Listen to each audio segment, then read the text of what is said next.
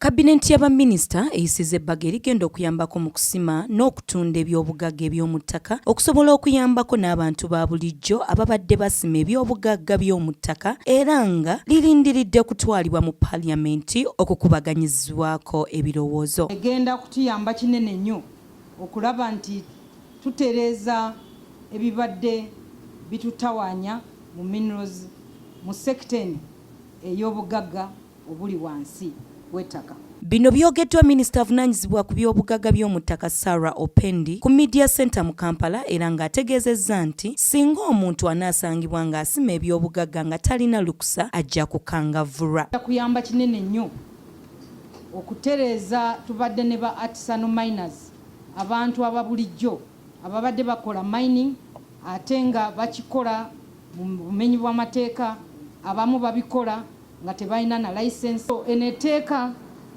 ereesewo fines nti omuntu yenna kasita bakusanga ng'okola mining nga toyina license tujja kukusaba currency points $50,000 eyo ye fine gye tutaddeko kawumbi kamu aka ssente za Uganda. Ategeezezza nti lino etteeka ligenda kuteekawo olukiiko olulondoola abasima ebyobugagga mu ttaka ssaako n'okuziyiza abo abakozesa machuli okusima ebyobugagga kubanga ya bulabe eri obulamu bw'abantu. Lino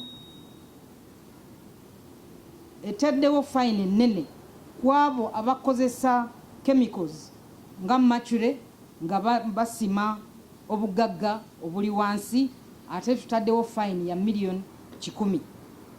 So tusuubira nti abantu bonna balina okuba nti bakola mining naye nga beewala okukozesa ebintu nga machule ate machule eno erina byejja okukosa obulamu bw'abantu. Opendi agambye nti ebbago lino era ligenda kutunuulira n'abantu abasima ebizimbisibwa ng'omusenyu n'ebirala eri abagenda okufunamu ssente nabo bagenda kuweebwa nga layisinsi. Tulina ebizimbisa nga kle nga maram ng'omusenyu ate ebbago eririwo abantu kati babadde tebafaayo nnyo bagenda ne batandika okukola mining nga ku building materials zino kubanga tewabaddeewo teeka lyonna.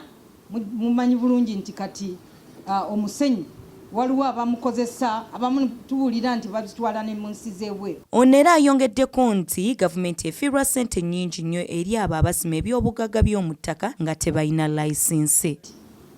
Teyina kyefunamu.